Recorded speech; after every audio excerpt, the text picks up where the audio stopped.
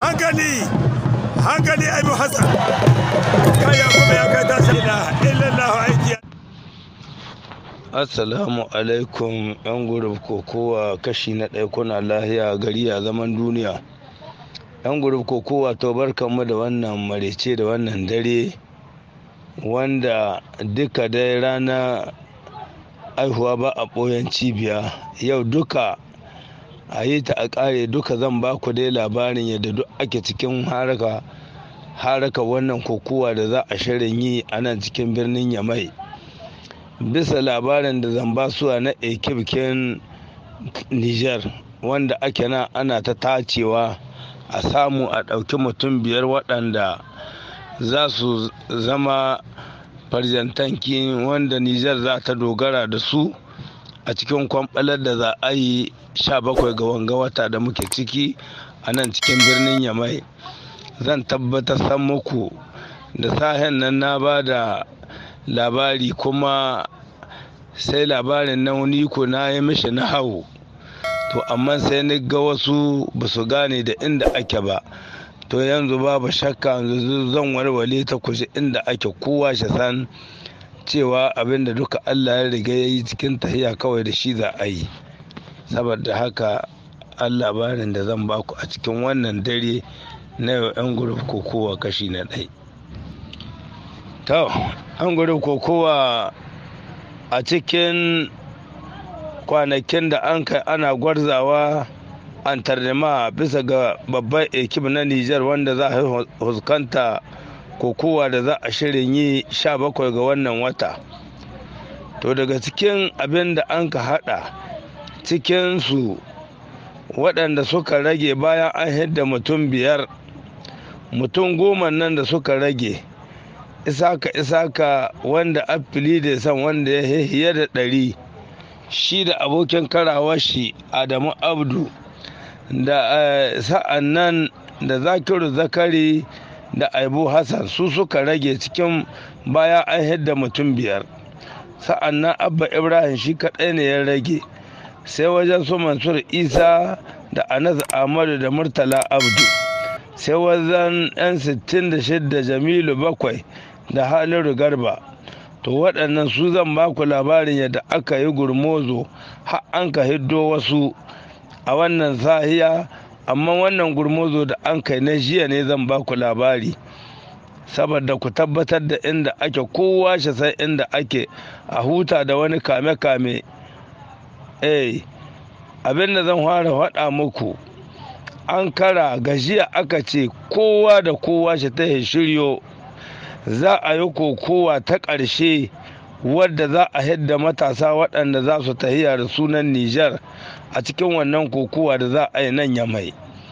Nan ne aka ce kowane shiyo ɗamara kamar za shi yin kokowa da wata ƙasa,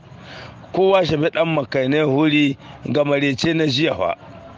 marece na jiya ba na yau ba. Nan ne aka zo aka haɗa isaka da shi da Adamu Abdu, inda isaka ya samu nasara kan Adamu Abdu. Sa'an nan aka koma can masu nauyin 100 aka zo tsakanin Zakiru da Aibo. Ran na an yi lokacin da Aibo ya yi gwiwa 2, Zakiru sai ya bar shi saboda ya san kokowar Niger gwiwa 2 ne. Shi kuma ga Lit Afirka dan mutum ya yi gwiwa 2 babu shakka bai faɗi ba, sai in ka dafa hannu sai a yi tura'a bi, shine a kayan kokowa wadda za a yi Lit African. In ba haka an kai ba, dan ka yi gwiwa guda da hannu 2 da shi kenan sai a bushe. Amma nan Niger baka faɗi ba, amma Lit Africa duk wanda ya aza gwiwa 1 ƙasa hannuwa 2 da ya faɗi. To wannan ita ce Aibo ya yi, Zakiru ya sakai har ta kawo cece kuce tsakani ne da albitir, ya ce ya yi kaye ana ta bai yi ba dalilin wannan doka da aka yi ta Lit Africa. To sai maricen jiya aka ce yanzu kowa ya shiryo a yi kokowa. Nan na aka ce kowa shi ɗarma shi bi ɗan makainai wuri, na an ka haɗa Zakiru Zakari da shi da Aibu Hassan kuma an ka yi kokowa janjanjar an ka yi nan ne Zakiru Zakari ya kada Aibu Hassan kuma kaye na kwance aka sake haɗa su kuma Zakiru sun ka mutu tsaye shi da Aibu Hassan kenan Zakiru ya samu puwan katufuwan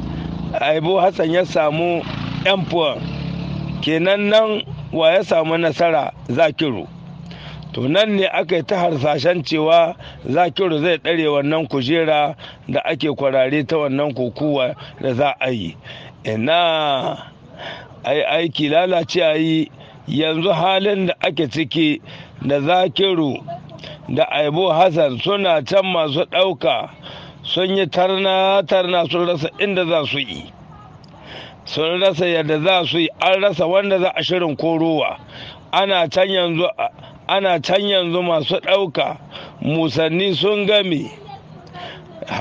ilimin kowa an kai ƙarshe da Zakiru Zakari da Aibu Hassan ana can magana gada na kai muku suna can yanzu an rasa wanda za a ɗauka kenan yanzu abinda za mu yi sai mu yi saurari abinda shugabannin wannan kokowa za su gabatar suwa a nan zuwa gaba. Shi yasa da safe na gaya muku ni ce ba a tantance ba a san wanda za shi yin kaza ba to yau ga ta hito ga hili kenan nan in abinda duk an kai ana can dai muna jira. In kuka koma wajen Abba Ibrahim shi wannan shi kaɗai yake abokan gara ta duk sun tahi sai ku koma wajen Mansur Isa da Anas Ahmadu lalle ga kwanaki da ake kwanakin da duk an kai suke kadawa Mansur Isa suka yi mai kaya biyu shi koyi musu guda to a halin yanzu da aka ce jiya kowa shi ɗiban makainai Mansur gaba ɗaya duk ya mace su kenan sai Mansur ya samu wuri ya samu shiga sai aka koma wajen nauhin 65 shi ko Jamilu bakwai na Maradi shi kuma nan ya samu nasara gaban Haliru Garba na Talaberi saboda tsananin hidar da an kai mai wajen kilo 10 an ka hissan mai gaba ɗaya ya koma ya sacewa da kasar leda nan ne Jamilu bakwai ya samu abi ne ya yi ta tunkuɗa har inda Allah ya samu wuri yanzu Jamilu bakwai na Maradi shine zai shirin bugawa su wasan 6 cikin ƙaramin nauyi sa'annan Mansur Isa sa'annan Abba wajen su Zakiru ana can tana ƙasa tana dabo wannan daɗa sai mu bar mu Allah sani daga waɗanda ke ɗauka su muke saurare mu ji yadda rijista za ta hitowa. Dalilin haka nice yau ba zan taɓa kwana ba sai na tura muku labarin da ake ciki kowa shi sai inda ake ciki da addu'a ta ƙasanmu wadda za a yi ma ƙasanmu Allah shi ba ta zaman lahiya. Bayan haka nan daidai an ƙare kokowa isaka shi ya haɗe da babban murya gaban kowa gaban 'yan kokowa suna tsaitsaye ya ce wa billahi lazi la ilaha illahu ya ce ita babban rantsuwa ya ce ko da Sumaila Abduna sun ka kai ƙarshe ya ɗauko shi kowace irin kokowa ta ya rantse da Allah duka 'yan kokowar da annan ya ce su saga kansu shi ba shi da aboki sai kayi saboda haka isaka ya ce shi duk wanda komi abu ta da mutum har in an ka kai ƙarshen kokowa a ce gashi ya ce ba shi da wani teni wanda zai sawa a kire shi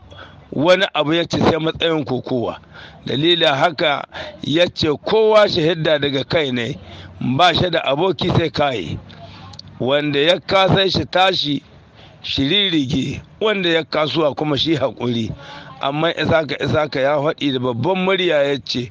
wa billahi allazi shi inda wajen haraka kokowa ta kar a kawo mai magana aboki sai dai in ya ƙare shi abuta. Amma shi abba ya ɗauka riski shi na son suna, kai kana son suna ya zaka har shi yi dubara da wani zai ɗauka kaye shi ba wani ko shi raga ma wani. Duk wanda ka ga ya ka da isaka to rabo ya bashi, ya ce ba don shi ba da kaye ba. Dalilin haka dukkan 'yan kokon Nijar ya kamata a yi kwaikwaya da abin da shi isaka ya faɗi bisa ga haraka kokowa. In abuta gare ka bar ta har a ƙare ke karo, sa'an nan ku ta ku abuta, tun da kokowa wasa ce ba waɗa ba. Daga na kuma mai da la'ilu na ka tura muku wannan a cikin wannan dare. Assalamu alaikum.